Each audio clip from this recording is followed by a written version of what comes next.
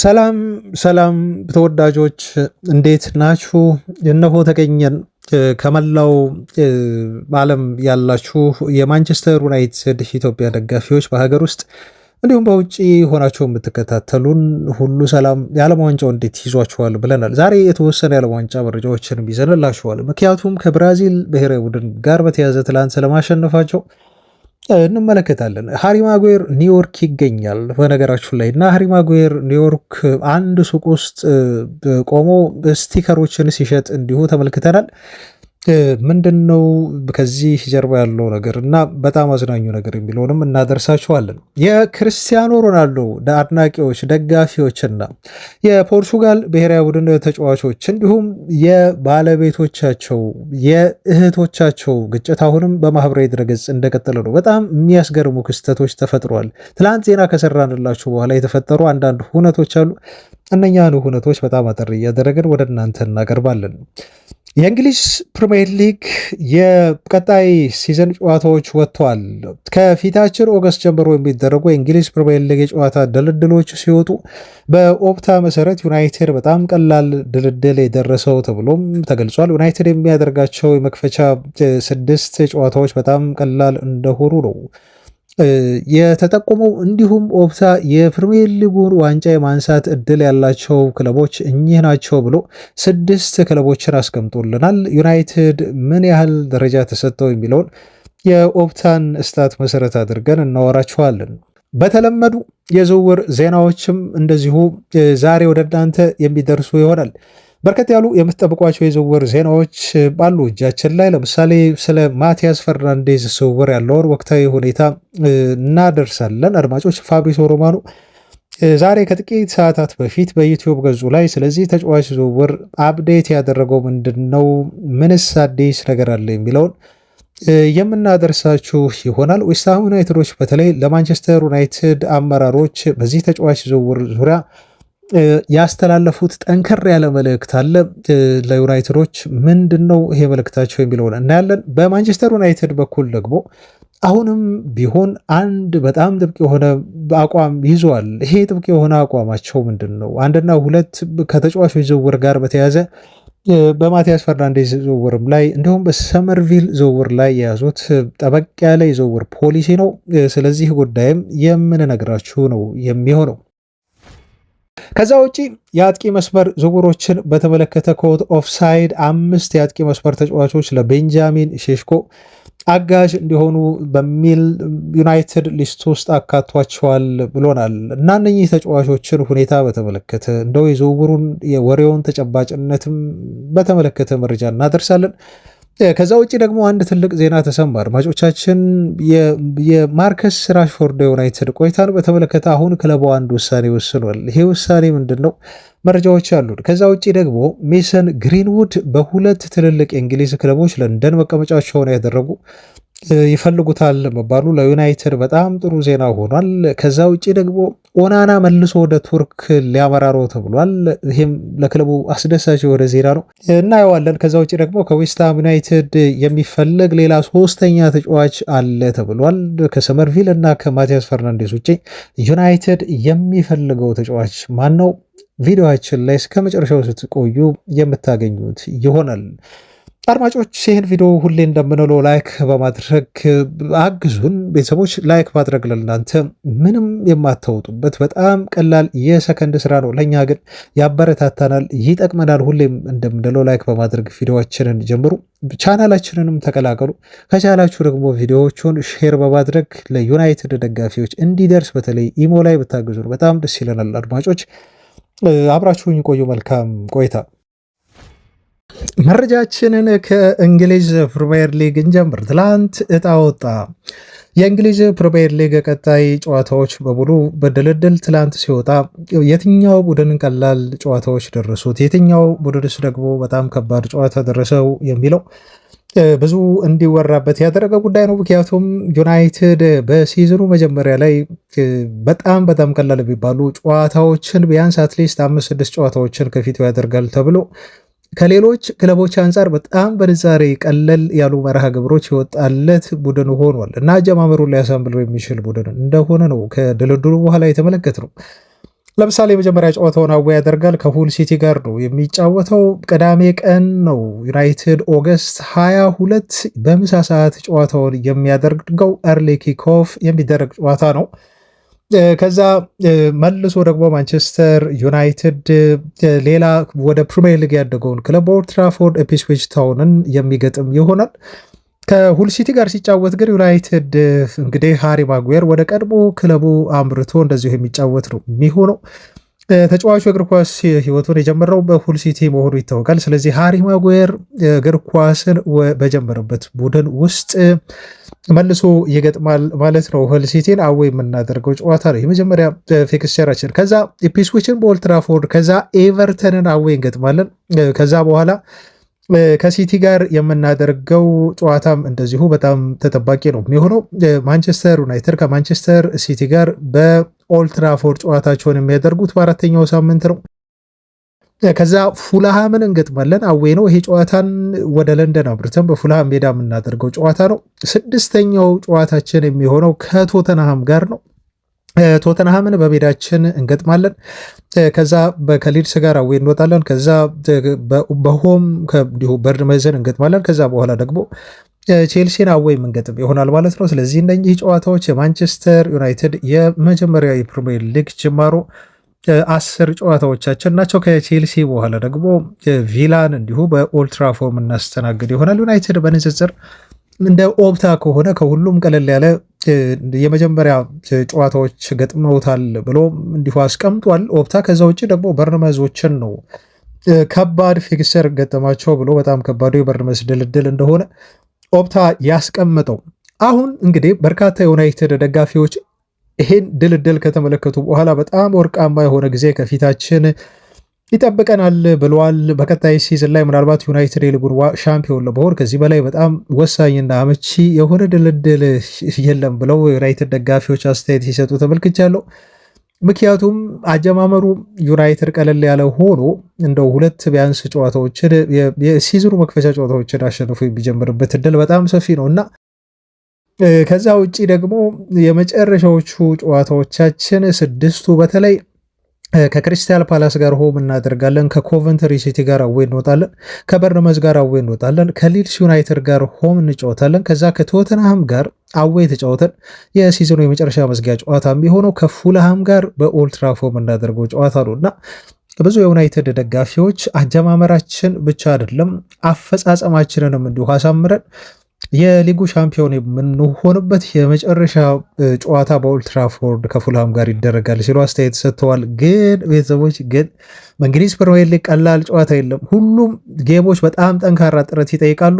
ነገር ግን ኦፕታ ዩናይትድን የፕሪሚየር ሊግ ሻምፒዮን ለመሆን አራተኛው ተገማች ቡድን አድርጎ እንዳስቀመጠውም እንዲሁ በዚሁ ልንገራቸው። አርሰናል 40% ይዞ ቀጣይ ሻምፒዮን ይሆናል ተብሎ የሚገመት ቡድን ነው። ሲቲ 22 በመቶ እድል ተሰጥቶታል። ሁለተኛ ሻምፒዮን የመሆን እድል አለው ተብሎ ሊቨርፑል ከዩናይትድ በላይ መቀመጡ ግን ትንሽ ያስገረመኝ ነው፣ እንግዳ ነው። 14.3 ተሰጥቶታል በመቶኛ ማለት ነው የሊጉ ሻምፒዮን ለመሆን። ዩናይትድ 13.3 አግኝቶ አራተኛው የሊጉን ዋንጫ ያነሳል ተብሎ የተገመተ ቡድን ነው የሆነው ማለት ነው። እንግዲህ ኦፕታ ምናልባት አሁን ቲሙ ባለው ስኳር ላይ ቀጣይ የምናስፈርማቸውን ተጫዋቾች ኮንሲደር ሲያደርግ ይሆናል። ግን ዩናይትድ ቀጣይ ሲዝን ላይ አትሊስት ከሁለተኛ ደረጃ በታች ከቻሉ የፕሪሚየር ሊግ ዋንጫ ተፎካካሪ ሆኖ ሻምፒዮን እንዲሆኑ፣ ካልሆነ ደግሞ ሁለተኛ ደረጃ በታች እንደማያጠናቅቁ ነው በርካታ የዩናይትድ ደጋፊዎች እየጠበቁ የሚገኙት። ለማንኛውም እናንተስ ምን ትገምታላችሁ? በድልድሉ ምን ተሰማችሁ? ቤተሰቦቻችን ሀሳባችሁን በኮሜንት ላይ እንድታጋሩን ስል ጠይቃለሁ። ወደ ዓለም ዋንጫ ዘገባዎችን እልፍ። በጣም አጠራጥር ያደረግኩት ዝብቶችን እንደው ከዩናይትድ ጋር ያያያዝኩ ልግለጽ። ትላንት ብራዚል አሸንፋ እፎይታ አግኝታለች። ብራዚል ሃይቲን ነው ከረፍት በፊት ባስቆጠረቻቸው 3 ጎሎች ምክንያት ማሸነፍ የቻለችው። 3-0 ስታሸንፍ ታዲያ የዩናይትዱ ማቲያስ ኩኛ 2 ጎሎችን አስቆጥሯል። ነገር ግን እሱ ላስቆጠራቸው ጎሎች የቪኒሺየስ ጁኒየር አስተዋጽኦ ትልቅ የሚባል ነው። በነገራችሁ ላይ ቪኒሺየስ ጁኒየር በጣም ሰልፊሽ የሆነ ተጫዋች አይደለም። ከምወድለት ባህሪው ተጫዋቹ እንደው በሚፈጥራቸው የሜዳ ላይ ጭቅጭቆች እንዳሉ ሆኖ የግል ባህሪው እንዳለ ሆኖ ግልፍተኛ መሆኑ እንዳለ ሆኖ ግን ሜዳ ላይ እስከገባ ድረስ ለቡድን የሚጫወት የቲም ተጫዋች መሆኑን በደንብ አድርገን ያየነበት ጨዋታ ነው። ትላንት ለማቲያስ ኩኛ ጎል መቆጠርም በጣም ግሩም የሆነች ኳስ ሁለተኛውን ኳስ አሲስት አድርጎታል። ጎሏን ካስቆጠረ በኋላ ኩኛ ደግሞ የተለመደች ሆነ ይሄ የሰርፍ ሴሌብሬሽን አብሮት እንደዚሁ ሰለብሬት ሲያደርግ ነበረ። ለማንኛውም ትላንት ብራዚል ከኩኛ ጋር 2 ጎል ታጅባ ወደ ቀጣይ ዙር ለማለፍ 3-0 ሃይቲን አሸንፋ አሁን የተሻለ እድል ይዛ ወጥታለች። በነገራችሁ ላይ ኩኛ እናት በስቴዲየም ተገኝታ ነበር፣ ከተመልካቾቹ ጋር እየተከታተለች ነበር። እንደውም አንዳንድ ተመልካቾች ጎሉን ካስቆጠረ በኋላ ልጇ ወደ እሷ እየተመለከተ እሷም ያየችው እንባዋን መቆጣጠር አቅቷት ስታለቅስ ነበር እና በጣም ጥሩ የሆነ ጊዜ የማቲያስ ኩኛ ቤተሰብ ትላንት በዓለም ዋንጫው ላይ ማሳለፍ ችሏል። ከእንግሊዝ ብሔራዊ ቡድን ጋር ደግሞ ወደ ዓለም ዋንጫ መጓዝ ያልቻለው ቶማስ ቱኸል ይጠሩታል ተብሎ ተጫዋች በተጎዳበት እንኳን ወቅት ተጫዋቹን ጥሪ ያላደረጉለት ሃሪ ማጓየር ትላንት በኒውዮርክ ይገኝ ነበር እና የፕሮሞሽን ስራ ነበረው። ተጋብዟል። ታውቃላችሁ ተጫዋቹ የኮመንተሪ ስራ ይሰራል። አሁን እዛው አሜሪካ ተቀምጦ ከእንግሊዝ ብሔራዊ ቡድን ጋር ጨዋታ ላይ ባይሳተፍም ግን በተዘዋዋሪ እየተሳተፈ ነው ያለው እና ትላንት እንደ ፓርት ኦፍ ፕሮሞሽን ሃሪ ማጓየር ስቲከሮችን በነፃ ያድል ነበር። ታዳጊ ተጫዋቾች በኒውዮርክ ጨዋታ ለመከታተል ከመግባታቸው በፊት ከስቴዲየም ውጪ በነበሩ ትናንሽ ሱቆች ውስጥ የተለያዩ ስቲከሮች በነፃ ይሰጡ ነበር፣ እንደ ጊፍት ማለት ነው። ኦፍኮርስ በሽያጭ ነው ስቲከር የሚሸጠው፣ ግን ይሄ ፕሮሞሽን ፐርፐስ ስለሆነ ይሰጡ ነበር ፍሪ ሆነው ማለት ነው። ሃሪ ማጓየር ደግሞ ሱቅ ላይ ቆሞ ይህንን ስጦታ የሚያበረክት እንደዚሁ የሱቁ ሻጭ ሆኖ ነው ማለት ነው የተወነው። አንዳንድ ደጋፊዎች ቪዲዮ አንስተውት በጣም ተገርመዋል። በሃሪ ማጓየርን ያልጠበቁት ነው። እንግዲህ ምን ታደርጋለህ ሃሪ ማጓየር እዚህ ሲሉ 2 የአሜሪካዊ እግር ኳስ ደጋፊዎች እንዲሁ ሃሪ ማጓየርን ቪዲዮ በመቅረጽ ደስታቸውን እሱን በመመልከታቸውን ሀሴት ሲያደርጉ ቪዲዮ ለቀዋል ማለት ነው። ያ ሃሪ ማጓየር ነው ሲል ጓደኛው ይነግረዋል። ምን እሱ ነው? አቤት ሃሪ ማጓየር እዚህ ደግሞ ምን እየሰራ ነው በሚልም እንዲሁ ጓደኛው ይመልሳል። ወንድሜ አሁን ምን እየተካሄደ ነው? ምን እየሆነ ነው ሲል እንደዚሁ በሃሪ ማጓየር ፎቶ እየቀረጸ ያወራል። ከእንግሊዝ ብሔራዊ ቡድን በመቅረቱ ቢያንስ ሃሪ ማጓየር ትርፍ ስራ አግኝቷል የሚሉ ቀልዶችም እንደዚሁ ተመልክተዋል። ለማንኛውም ሃሪ ማጓየር በዚህ መልኩ በኒውዮርክ ትላንት ታይቷል። ከዓለም ዋንጫ ዘገባችን የመጨረሻው የሚሆነው የክርስቲያኖ ሮናልዶ ይሆናል። ክርስቲያኖ ሮናልዶ ትላንት ብዙ ወረደበት በሱ መካከልና በብሩኖ ፈርናንዴስ በጆዋው ኔቬስ መካከል የተፈጠረው ሰጣ ገባ በተጫዋቾቹ አይደለም፣ በእርግጥ በደጋፊዎቻቸው አማካኝነት ወደ ጦርነት ውስጥ ገብተዋል በኮሜንት። ይሄ ጦርነት አሁን መልኮ ቀይሮ ካቲ አቬሮ የተባለችው የክርስቲያኖ ሮናልዶ እህት በኢንስታግራም አካውንቷ እንደዚህ ስትል በጣም ጠበቅ ያለ መልእክት አስተላለፈች። በድንገት አለች እሷ በድንገት እንዴት አድርገው ኳሱር መቀባበል እንዳለባቸው የፖርቱጋል ብሔራዊ ቡድን ተጫዋቾች የረሱ ይመስላል። እንዴት አድርገው ኳስ ማሸነፍ እንዳለባቸው በስፕሪት መጫወት እንዳለባቸውም የዘነጉ ይመስላል። በካውንተር እንዴት ኳስን ወደፊት ማሻገር እንዳለባቸውም የብሔራዊ ቡድኑ ተጫዋቾች ዘንግተውታል። ሁሉም ተጫዋቾች ማለቂያ የሌለው ሳይድ ዌይ ፓስ ሲያደርጉ ነበር። ኳስ ወደ ኋላ ሲመልሱ ወይም ወደ ጎን ሲቀባበሉ ነበር። ይሄ ያልተለመደ ለየት ያለ የዓለም ዋንጫ ለየት ያለ የፖርቱጋል ብሔራዊ ቡድንን ነው የተመለከትኩት ስትል ነበረ ትችቷን የሰነዘረችው ማለት ነው። ይህን ትችት ምክንያት አድርገው ደግሞ አንዳንዶች ስታቱን ይዘወጡ። በዚህ ስታት መሰረት እንደው እስካሁን ድረስ በተካሄዱ የዓለም ዋንጫ ጨዋታዎች በርካታ ኳሶችን ወደኋላ በመመለስ ወይ ደግሞ ወደ ጎን በማቀበል የፖርቱጋል ብሔራዊ ቡድን ተጫዋቾች ከ1 እስከ 3 ደረጃ ይዘዋል ማለት ነው። ኳስ ወደ ኋላ በመመለስ ወይ ወደ ጎን በማቀበል ጆዋው ኔቬስ 24 ፓሶችን አድርጓል። ጆዋው ካንሴሎ 23 ፓሶችን ሲያደርግ ፔድሮ ኔቶ ዓለም ዋንጫ ላይ ከተሳተፉ ተጫዋቾች 22 ፓሶችን ወደ ኋላ በመመለስ እነዚህ ተጫዋቾች ከ1 እስከ 3 መያዛቸው በጣም አስገራሚ ነገር ሆኗል ማለት ነው እና አሁን እየተመላለሱ ነው። ቤተሰቦች በተለይ ፋይት እያደረጉ ነው። ለምሳሌ ጆዋው ኔቬስ ፍቅረኛ እንደዚህ ስትል ለክርስቲያኖ ሮናልዶ አድናቂ ምላሽ ሰጥታለች። በአንተ ጎት ለምትለው ሰው ሂድና ነገረው፣ እሱ በጣም ሰልፊሽ የሆነ ተጫዋች ስለሆነ ራሱን ከብሔራዊ ቡድን ማግለል አለበት ስትል ነው በርካታ ትችቶች ኮሜንት ላይ የተሰጠባት የጆዋው ኔቬስ ፍቅረኛ ስለ ክርስቲያኖ ሮናልዶ ፋን ምላሽ በዚህ መልኩ የሰጠችው ማለት ነው። በጣም የሚያስገርማችሁ በነገራችሁ ላይ የጆዋው ኔቬስ ኮሜንት ትላንት 22,000 ነበር ያልኳችሁ። ዛሬ አሁን ሄዳችሁ ቼክ ብታደርጉ ኮሜንቱ አይ ቲንክ እርግጠኛ አይደለሁም ግን ወደ 300,000 ኮሜንቶች ተሰጥተዋል ማለት ነው። የብሩኖ ፈርናንዴዝ ኮሜንት ራሱ አሁን ወደ 200,000 እየገባ ነው። ምን ያህል ኮሜንቶች እየዘንደቡ እንደሆነ መመልከት ትችላላችሁ። ግን ምን ያህል ክርስቲያኖ ሮናልዶ ጉልበት እንዳለው በተለይ በደጋፊዎቹ አማካኝነት ትልቅ ተጽዕኖ ፈጣሪ ተጫዋች መሆኑን የምትረዱት ጆዋው ኔቬዝ ሚሊየንስ የሚጠጉ ደጋፊዎች ከኢንስታግራም አካውንቱ አንፎሎ እንዳደረጉትና ወደ ሚሊየንስ የሚጠጉ ደጋፊዎችን በንግግሩ ምክንያት እንዳጣ ነው ማለት ነው እንግዲህ የሰማ ነው። ቤተሰቦቻችን አሁን ይሄ ጉዳይ ቢያስተባብሉትም የፖርቱጋል ብሔራዊ ቡድን ግን በቀጣይ በሚያደርገው በጣም ወሳኝ የሆነ የሞት ሽረት ትግል ጨዋታ ላይ የፖርቱጋል ብሔራዊ ቡድን እንዴት አድርጎ በህብረት ይጫወታል፣ እንዴት አድርጎ አሸናፊነቱን ይመልሳል፣ እንዴት አድርጎ ተጫዋቾቹ ፈጣን የሆነ ምላሽ ከኮንጎ ጨዋታ በኋላ ይሰጣሉ የሚለውን አብረን ለማየት በጣም እንጓጓለን። ለማንኛውም ከትላንትናው የፖርቱጋል ብሔራዊ ቡድን የልምምድ ሴሽን ክርስቲያኖ ሮናልዶ ከፊል የፖርቱጋል ብሔራዊ ቡድን ተጫዋቾችን አካቶ እሱም የተካተተበት ነገር ግን ብሩኖ ፈርናንዴዝ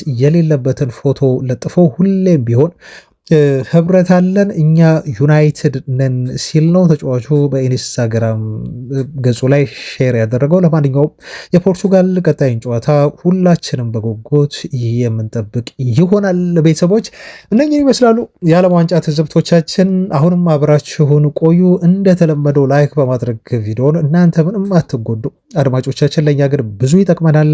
ቪዲዮን ላይክ አድርጉልን። ዜናዎቻችን አሁንም ይቀጥላሉ። አሁንም አብራችሁን ወደ ዝውውር ዜናዎች ስናልፍ ዩናይትዶች አሁንም ሌላ ታዳጊ ተጫዋች ሊያስፈርሙ ነው ይሉናል ትላንት የወጡ ሪፖርቶች። ይህ ተጫዋች ብላኬ ሄነሪ ተብሎ ነው የሚጠራው። ገና 14 ዓመቱ ነው። በጣም የሚያስደንቅ ችሎታዎች ያሉት የፊት መስመር ተጫዋች እንደሆነም ይነገርለታል። ተጫዋቹ በእድሜው እንደው ጄኔሬሽናል ታለንት ከሚባሉ ከስንት አንዴ ከሚመጡ ተጫዋቾች መካከል ከሚፈጠሩ ተጫዋቾች መካከል አንዱ ነው ተብሎ ነው እየተገለጸ ያለው። ለዴርቢ ካውንቲ ይጫወታል። ትላንት ከሊቨርፑል 2 ተጫዋቾችን አንድ ከሊቨርፑል አንድ ከሲቲ ለማስፈረም ዩናይትዶች መጨረሳቸውን በሰበር ዜናነት በትላንት ቪዲዮ ገልጸንላችኋል።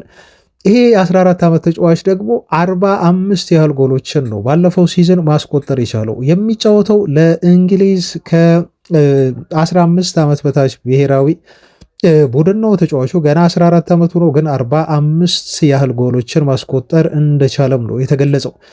ማንቸስተር ሲቲ ተጫዋቹን ወደ አካዳሚ ለማምጣት ይፈልግ ነበር፣ ግን ዩናይትድ የሲቲን ፉክክር ሳያሸንፍ እንዳልቀረ ነው ሪፖርቶች እየጠቆሙ ያሉት። የማንቸስተር ዩናይትድ አካዳሚ ታለንት ተጫዋቾች አሁንም ቢሆን ከክለቡ በርካታ አሉ። ከክለቡ ውጭ ደግሞ ከተለያዩ ቡድኖች እንዲሁም በርከት ያሉ ታለንት ያላቸው ተጫዋቾች አሁንም ካሪንግተንን መቀላቀላቸው ይረጋገጣል ማለት ነው። ይሄ ተጫዋች ከሊቨርፑልና ከሲቲ ተጫዋቾች ጋር አብሮ ዩናይትድን አካዳሚ እንደሚቀላቀል ነው እየተጠበቀ የሚገኘው። ብላኪ ሄነሪ ይባላል ከደርቢ ካውንቲ። ወደ ዝውውር ዜናዎች አሁንም እንዳለን ነው ቤተሰቦቻችን። በርከት ያሉ የዝውውር ዜናዎች ይኖሩናል። አማካይ ስፍራ ላይ ግን እንደው ከተወሩ ወሬዎች መካከል አንዳንድ ዜናዎችን ማስተባበል ይኖርብኛል። ለምሳሌ የአዩብ ቦዋዲን ዜና ልንገራችሁ።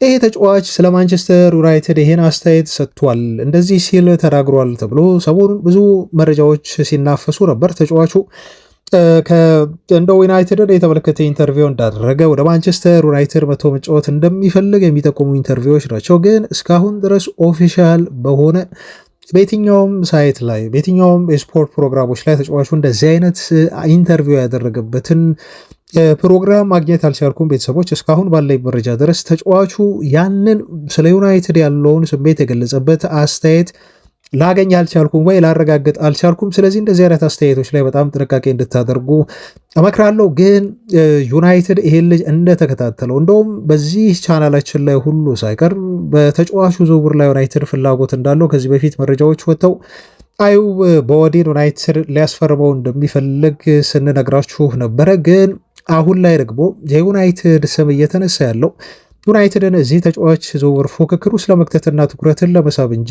ከሌሎች ክለቦች በተለየ መልኩ ዩናይትድ ይህን ልጅ ለማስፈረም እንቅስቃሴ እያደረገ እንዳልሆነ ልናረጋግጥላችሁ እንወዳለን አድማጮች። ስለዚህ ቦዋዲ በሊል ቤት ለተጨማሪ ዓመት የሚቆይ ከሆነ እና ይህ ተጫዋች በዚህ ብቃቱ የሚቀጥል ከሆነ በተለይ በቀጣዮቹ 1 ወይ 2 ዓመታት ማንቸስተር ዩናይትድ ግን ወደ ዝውውሩ ተመልሶ ተጫዋቹን ሊያስፈርም የሚችልበት እድል ይኖራል። ግን እስካሁን ድረስ በማንቸስተር ዩናይትድ ስካውቶች በጣም የሚደነቅ ተጫዋች ቢሆንም ተጫዋቹን ለማስፈረም ግን እንደ ሌሎች ክለቦች እንቅስቃሴ ዩናይትድ እያደረገ እንዳልሆነ እንድታውቁት በሚል ነው።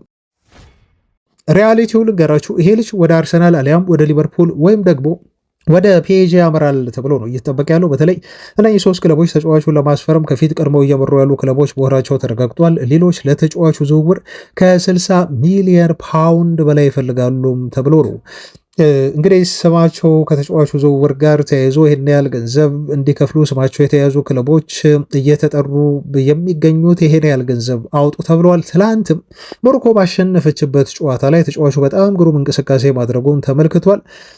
ምናልባት ሌሎች 18 ዓመቱን ተጫዋች ምናልባት በክለባቸው ታሪክ ከፍተኛ የሆነ የዝውውር ገንዘብ ካላገኙ በስተቀር አይለቁትም የሚል ሪፖርት ወጥቷል። ሊቨርፑል ይፈልገዋል፣ ሲቲ ይፈልገዋል፣ ቼልሲ ይፈልገዋል፣ ባየር ሙኒክ አለ፣ ሪያል ማድሪድ፣ ሁሉም ስማቸው እየተነሳ ነው፣ ማንቸስተር ዩናይትድን ጨምሮ። ግን ሪያሊቲውን ስናይ አሁን ጠንከር ያለ እንቅስቃሴ እያደረጉ ያሉ ክለቦች በጣት የሚቆጠሩ ናቸው። በተለይ አርሰናል፣ ሊቨርፑል እና ፒኤስጂ የዚህ ተጫዋች ፈላጊና እውነተኛ የማስፈረም እንቅስቃሴ እያደረጉ ያሉ ክለቦች መሆናቸው ነው የተዘገበው።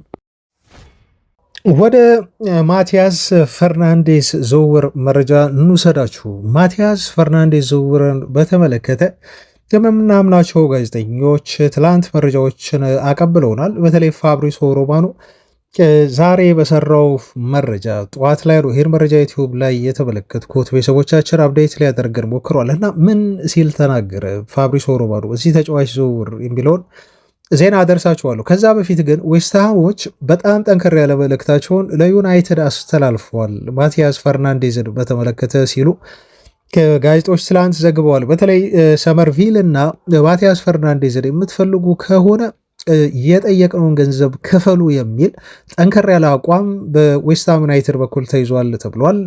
ለማቲያስ ፈርናንዴዝ ከ80 እስከ 85 ሚሊዮን ፓውንድ፣ ለሰመርቪል ዝውውር ደግሞ 50 ሚሊዮን ፓውንድ ነው የሚፈልጉት። ስለዚህ በድምሩ እስከ 135 ሚሊዮን ፓውንድ ዌስትሃሞች ዩናይትድ እንዲከፍል ለሁለቱ ተጫዋቾች ዝውውር ጠይቀዋል የሚል ሪፖርት ተቀምጧል። ምናልባት የዌስትሃሞች ትልቁ ቅሬታ ከዩናይትድ ድርድር ጋር በተያዘ በጣም ብዙ ነገሮች ስለ ሁለቱ ተጫዋቾቻችን ይወራሉ። ሚዲያውን ተቆጣጥሮታል። ዜናዎች ስለነኚህ ተጫዋቾች ይዘግባሉ። ግን እናንተ እውነተኛ ገዢ አትመስሉም። ልገዙን ከፈለጋችሁ ይሄን የጠየቅነውን የዝውውር ሂሳብ ክፈሉና ጥሩ ገዢ የሆናችሁ ቀረቡ፣ አለበለዛ ብዙ ኖይዞችን በእነዚህ ተጫዋቾች ዝውውር ዙሪያ አትፍጠሩ በሚል ነው ዌስትሃም ዩናይትዶች ለዩናይትድ ባለቤቶች እና ለዩናይትድ ተደራዳሪዎች በዚህ መልኩ ምላሽ የሰጡት ተብሎ ተገልጿል። ሁለቱም ተጫዋቾች ረጅም ኮንትራት አላቸው በዌስትሃም ዩናይትድ። ዌስትሃም ዩናይትድ በዚህ ምክንያት ነው አሁን በዝውውሮቹ ላይ ጠንከር ያለው አቋም የያዙት። ምንም እንኳን ከፕሪሚየር ሊጉ ቢወርዱም ተጫዋቾቹ ረጅም ኮንትራት መፈራረማቸውን ተከትሎ ጉልበት እንደሰጣቸው ነው የተገለጸው። በዛ ላይ እንደው ለመሸጥ ሁሉ አይገደዱም ተብሏል።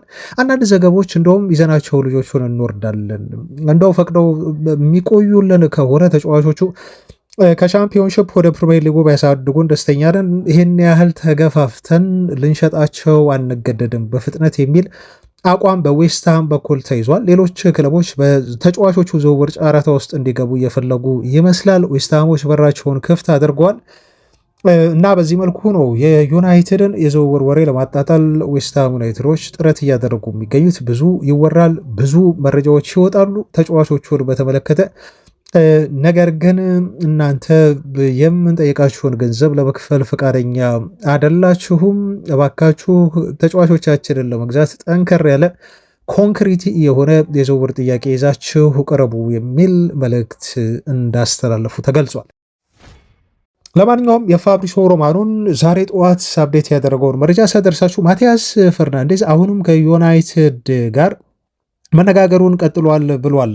ፋብሪሶ ሮማኖ ከሱ ካምፕ ጋር እንደዚሁም ከዌስትሃም ዩናይትድ ጋር ዩናይትዶች መነጋገር የጀመሩት አሁን አይደለም ከሳምንት በፊት ነው ብሏል ፋብሪሶ። አሁንም ይሄ ንግግር እንደቀጠለ ነው ያለው። ዌስትሃሞች ገንዘቡ ስላልተከፈላቸው አሁን ወደ መሰላቸት የሄዱ ይመስላል።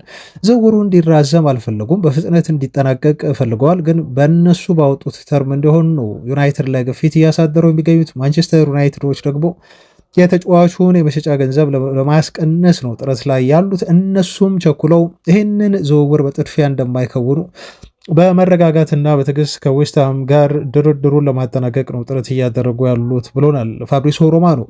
ቶተንሃሞችም ግን ደወሉ አለ ፋብሪሶ ሮማኖ ለወኪሉ ጆርጌ ሜንዴስ ደውለው ይህን ተጫዋች ለማስፈረም ጨረታ ውስጥ ገብተናል የሚል መልእክት አስተላልፈዋል ብሏል።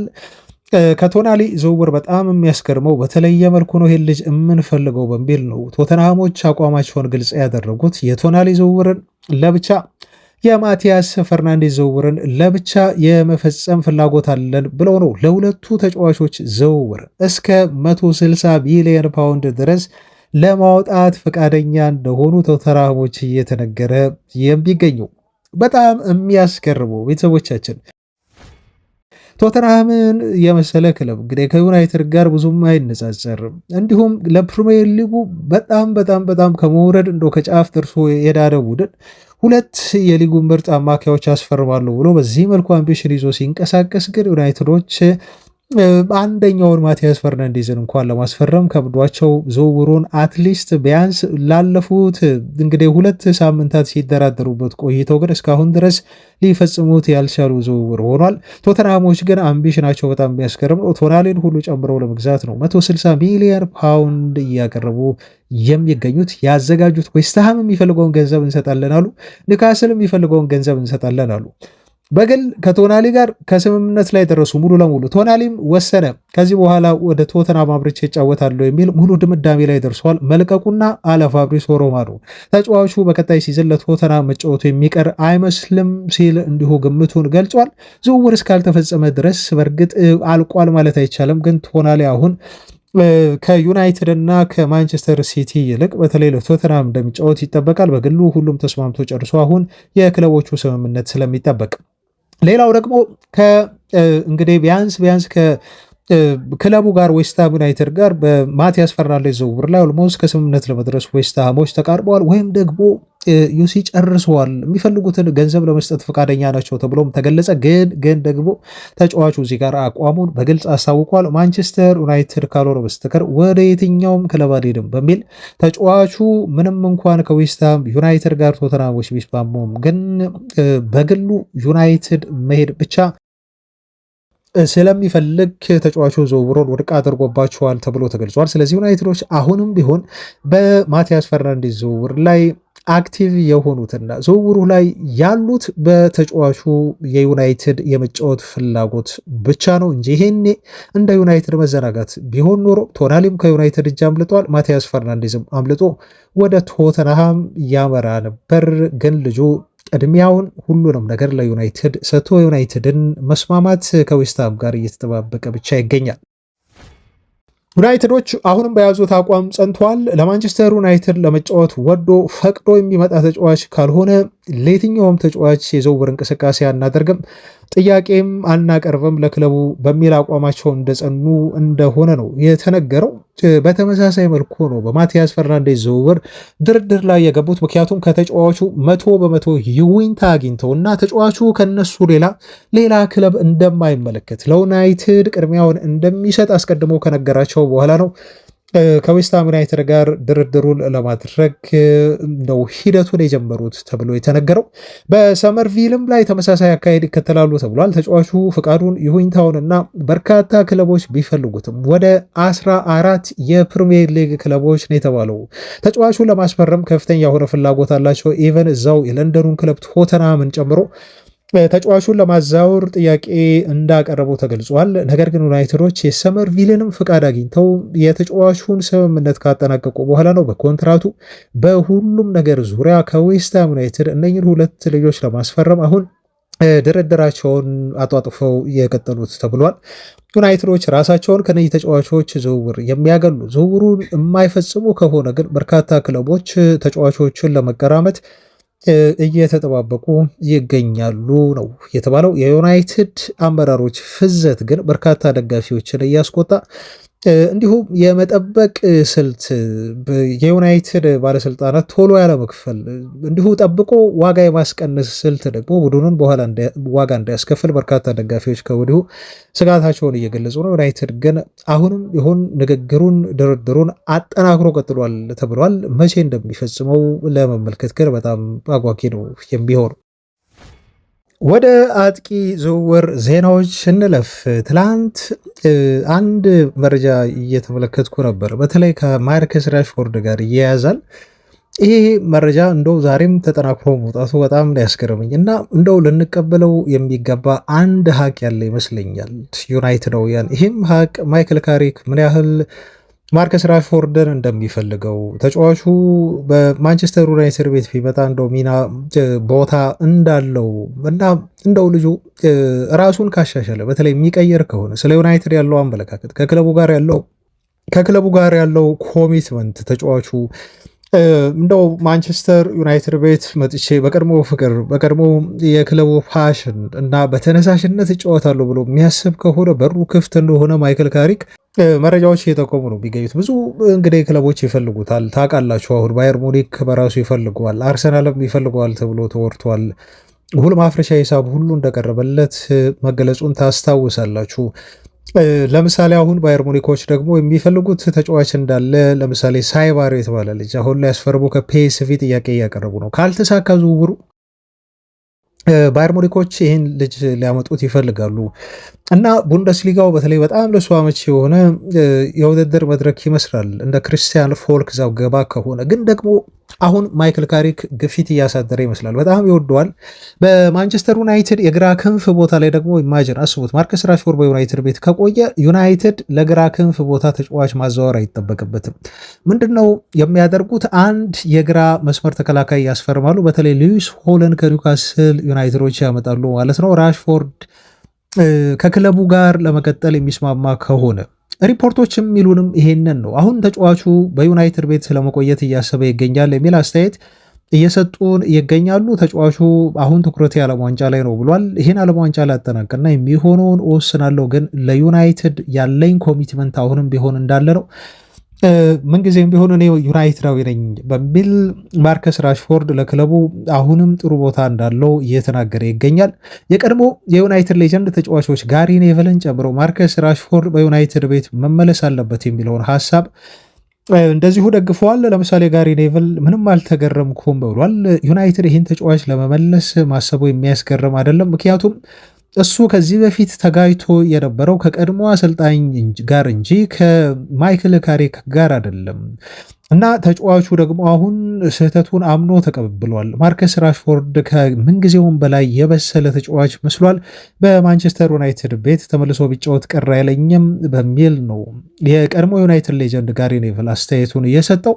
ሌላኛው ሪዮ ፈርዲናንድ በበኩሉ በሪዮ ሜትስ በተበለው በዩቲዩብ ቻናሉ ላይ ማርከስ ራሽፎርድን መመለስ እና በድጋሚ በኦልድ ትራፎርድ የግራ ክንፍ ቦታውን ይዞ እንዲጫወት ማድረግ ጉዳይ ላይ አሁን ሲሪየስ የሆነ ኮንሲደሬሽን ልንሰጠው ይገባል በሚል ነው። ሪዮ ፈርዲናንድም ተጫዋቹ ተመልሶ ለዩናይትድ ቢጫወት በማይክል ካሪክ ስር እንደማይጠላ፣ ሌላ እድል ሊሰጠው እንደሚገባ አስተያየቱን የሰጠው። ቤተሰቦች እናንተስ ምን ትላላችሁ በዚህ ጉዳይ? በጣም አነጋጋሪ ነው። የሀሳብ መለያየትም ሊኖር ይችላል በደጋፊ መካከል። ራሽፎርድ በማንቸስተር ዩናይትድ ቤት ተመልሶ ሌላ እድል ሊሰጠው ይገባል ብላችሁ ታስባላችሁ? ልጁ ራሱን የሚያስተካክል ከሆነ እና ጠንክሮ የሚሰራ ከሆነ ማርከስ ራሽፎርድ ዩናይትድን አይጠቅምም ወይ የሚለው የኛ ጥያቄ ነው። እናንተ አስተያየት ሀሳባችሁን በኮሜንት ላይ አካፍሉ። በሌላ የዝውውር ዜና ከሜሰን ግሪንውድ አሁን ጠርቀም ያለ ገንዘብ ዩናይትድ ሊያገኝ ይመስላል። በተለይ ሁለቱ የለንደን የእንግሊዝ ክለቦች አርሰናል እና ቶተናም ተጫዋቹን ለማስፈረም ዝውውር ፉክክር ውስጥ ገብተዋል የሚል ዜና ሌኪፕ የተባለው የፈረንሳይ ጋዜጣ ይዞ ወጥቷል። 80 ሚሊዮን ዩሮ ነው ከዚህ ተጫዋች ሽያጭ ይገኛል ተብሎ የተነገረው። ቶተንሃሞች ወዲያው ነው ጉዳዩን ያስተባበሉት። በነገራችሁ ላይ ብዙ አልቆየም። የቶተንሃም ስም ተነስቶ ከቆየ በኋላ የክለቡ ቅርብ ሰዎች ለጋዜጠኞች ይሄ ስፔኩሌሽን ነው እንጂ ልጁን ለማስፈረም ፍላጎት የለንም በሚል አጣጥሎታል። ግን ዴዘርቢ አብሮት እንደሰራ በማርሴይ ይታወቃል እና መልሶ ወደ እንግሊዝ አምጥቶት ተጫዋቹን ሊያስፈርመው ፍላጎት አለው። አብሮት እንዲሰራ ለማድረግ በእንግሊዝ የሚያደንቀው የሚወደው ተጫዋች ነው እና በቶተንሃም አስፈርሞት አብሮ መስራት ይፈልጋል የሚለውን ዘገባ ሪፖርቶች ብዙ አልቆዩም፣ አጣጥለውታል። አሁን የአርሰናል ፍላጎት እውነተኛ ይሁን ወይስ ደግሞ ተራ ሩመር ግን የታወቀ ነገር የለም። ሌኪፕ ግን የፈረንሳይ ትልቁ ጋዜጣ ነው፣ ሁለቱ ክለቦች ይፈልጉታል ሲል ሪፖርቱን አውጥቷል።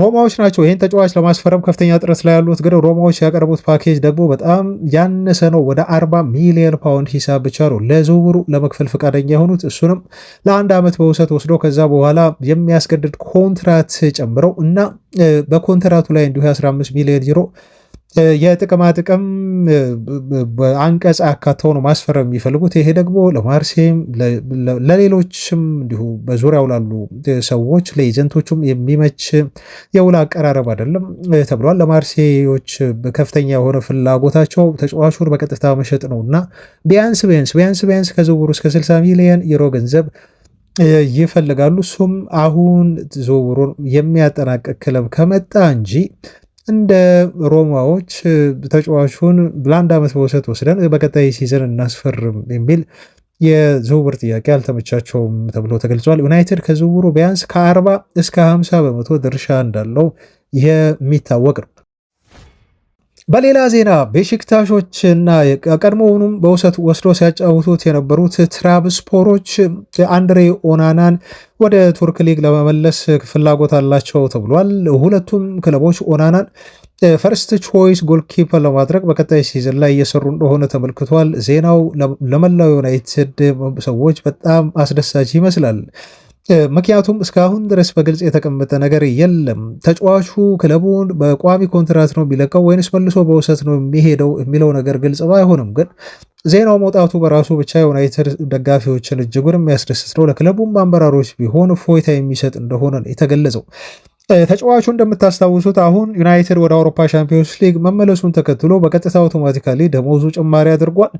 እንደውም በኦልትራፎርድ መጥቼ ከዩናይትድ ጋር ተቀላቅዬ የሴላሚንስ ተፎካካሪ መሆን እፈልጋለሁ ሲል አስተያየት ከሰጠ በኋላ በርካታ የዩናይትድ ደጋፊዎች በኦናና ሀሳብ እየሳቁ እየተሳለቁ ነው የሚገኙት። ይሄ ተጫዋች ከክለቡ ጋር እንደው ድርሽ እንዳይልና ከሴላሚንስ እንዲርቅ የሚፈልጉ የዩናይትድ ደጋፊዎች ቁጥር ቀላል አይደለም። ምክንያቱም ተጫዋቹ ከዚህ በኋላ በዩናይትድ ማሊያ እንደው ልንመለከተው አንፈልግም ከሚሏቸው ተጫዋቾች መካከል አንዱ ነው።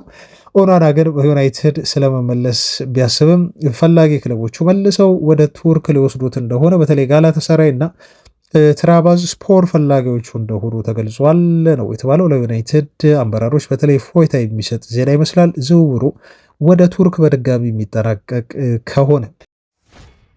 የኮት ኦፍሳይድን መረጃ እንመልከት። ኮት ኦፍሳይድ ከዚህ በፊት አውጥቶት የነበረውን መረጃ በትላንት በትሙም ላይ እንደዚሁ ደግሞታል። በጣም የሚያስቅ ነው ይሄ የመረጃ ምንጭ። እንግዲህ ብዙ ጊዜ ስለ ማንቸስተር ዩናይትድ ካላወራ በስተቀር እንደው ጋዜጣውም የሚሸጥለት አይመስልም። ከዚህ በፊት 5 የአጥቂ መስመር እጩዎችን ዩናይትድ ሊያስፈርም ፍላጎት እንዳለው ሲገልጽልን ነበር። ካስታወሳችሁ ዩናይትድ ካካተታቸው 5 የስትራይከር ሾርት ሊስት ውስጥ መካከል ቪክተር ኦስሜሄን አንደኛው ነው። ጃን ፊሊፕ ማቴታ ይገኛል። ዱሳን ቭላሆቪችም አለ። ከዛ ጁኒየር ክሩፕ የተባለው የብርድመዝ ተጫዋች እንዲሁም ከባርሴሎና ጋር እንዲሁ በነፃ የተለያዩ ሮበርት ሌቫንዶቭስኪ ይገኙበታል። ዩናይትድ የ9 ቁጥር ተጫዋች ያመጣል ብሎ ከኮት ኦፍሳይድ ሲዘግብ እነኝህን 5 ተጫዋቾች እጩ አድርጎ በማስቀመጥ ነው እንግዲህ ለቤንጃሚን ሼሽኮ ኮምፒቲሽን ይፈጥራሉ ወይም ደግሞ ለቡድን ጥልቀት ይሆናሉ። ቲሙ በማጥቃት ደረጃ በተለይ እንዳይቸገር ብዙ ጨዋታዎች ላይ በቀጣይ ሲዝን ተሳትፎ ስለሚያደርግ ግዴታ 9 ቁጥር ተጫዋች ያመጡለታል ሴስኮ ብለው ኮት ኦፍሳይዶች አስተያየታቸውን የሰጡት ማለት ነው ቤተሰቦችና ይሄ ቀደም ብሎ የወጣ መረጃ ነው፣ እንደው የተደገመ ነው። ትኩረት ለመሳብ ብለው ስለ ዩናይትድ ለማውራት ብለው ያወጡት ነገር ነው እንጂ የተጨበጠ የዝውውር እንቅስቃሴ እየተደረገበት እንዳልሆነ የምናውቀው ዜና ነው። ይበልጥ ግን የዌስትሃም ዩናይትዱን የክንፍ መስመር ተጫዋች ዩናይትዶች ሊያመጡ እንደሚችሉ ዘገባዎች እየጠቆሙ ነው ያሉት። ለምሳሌ ቲክቶክ ዩናይትድ የጃሮድ ቦዌልን ዝውውር ሊፈጽም 50-50 እድል አለው በሚል ሪፖርት ይዞ ወጥቷል። ቲምቶክ እንዳለው ከሆነ ይህ የክንፍ መስመር ተጫዋች ዌስትሃም ዩናይትድን ሊለቅ ይፈልጋል ብለዋል። ክለቡ ግን አብሯቸው ወርዶ ከሻምፒዮንሺፕ መልሶ እንዲያመጣቸው ነው የሚፈልጉት። ቦዌልን የመልቀቅ ፍላጎት የላቸውም። 50 ሚሊዮን ፓውንድ ሂሳብ ተለጥፎበታል ተብሏል። ግን በ40 ሚሊዮን ፓውንድ ሂሳብ ሊጠናቀቅ የሚችል ዝውውር እንደሆነ ነው የተገለጸው። ቦዌል እንደውም በማንቸስተር ዩናይትድ ቤት የ20 ቁጥር ማሊያ ለመልበስና በኦልድ ትራፎርድ በቀጣይ ሲዝን ለመጫወት ቋምጧል ተብሎ ተገልጿል። ዩናይትድ ግን ዝውውሩን ጠንከር ብሎ ይሄድበታል የሚለውን አብረን እናያለን። በሩመር ደረጃ ግን ይሄ ዜና ወጥቷል። እዚህ ቦታ ላይ ግን የሚያስደስተው ዜና ምን መሰላችሁ? ቤን ጃኮብስ የተናገረው ዜና ነው። ዩናይትድ ስታንድ ዩቲዩብ ቻናል ላይ ቀርቦ ትላንት ማንቸስተር ዩናይትዶች እንደው የመምረጥ እድል የሚሰጣቸው ከሆነ ከሌፍት ዊንገር እና ከሌፍት ባክ ተጫዋች አንዱን አስፈርሙ የሚባሉ ከሆነ የሌፍት ዊንግ ተጫዋች ማስፈረምን ቅድሚያ ይሰጣሉ በሚል ነው። ዩናይትድ ምን ያህል የግራ ክንፍ አጥቂ ተጫዋች ለማስፈረም ማርኬቱ ላይ አግሬሲቭሊ እንደሚገባ የተናገረው እድሉ ካላቸው እና አቅማቸው ኪሳቸው የሚፈቅድ ከሆነ ሁለቱም ቦታዎች ላይ ተጫዋች ያስፈርማሉ። ግን ደግሞ የቅድሚያ እንደው ለመስጠት ከተገደዱና መስጠት ግዴታ ካለባቸው ግን ከሌፍት ባክ ተጫዋች ይልቅ ሌፍት ዊንገር ያስፈርማሉ ብሎናል ቤን ጃኮብስ። ስለዚህ የሰመርቪል ዝውውር ጉዳይ አሁንም ከዩናይትድ ጋር ስሙ ተጠናክሮ ወደ ማንቸስተር ዩናይትድ የሚመጣ ተጫዋች ይመስላል። ይሄ ተጫዋች ምክንያቱም ዩናይትዶች ተጫዋቹ ላይ ፍላጎት እንዳላቸው በግልጽ ለዌስትሃም ዩናይትድ ያስመዘገቡ ከተጫዋቹ ጋር በግል ጥቅም ላይ እንደው ኦልሞስት ተስማሙ ተብሎ ነው ከዌስትሃም ዩናይትድ ጋር በተጫዋቹ ገንዘብ እና የመሸጫ ዋጋ ዙሪያ ድርድር ንግግር ላይ እንዳሉ እየተገለጸ የሚገኘው። ስለዚህ ሰመርቪል በቀጣይ ሲዝን በኦልድ ትራፎርድ ልንመለከተው የምንችል የዩናይትድ የግራ ክንፍ አጥቂ መስመር ተጫዋች ነው። በተለይ ማርከስ ራሽፎርድ ዩናይትድን የሚለቅ ከሆነ ቤተሰቦቻችን እነኚህን ይመስላሉ ለዛሬ ያዝንላችሁ መረጃዎች። አብራችሁን ስለነበራችሁ ስለተከታተላችሁን እስካሁኗ ደቂቃ ድረስ እጅግ ከልብ ነው የምናመሰግነው። አድማጮች ነገም በተለያዩ አዳዲስ ዜናዎች እናገኛችኋለን። እስከዛው ሰላም ሁኑ ባይ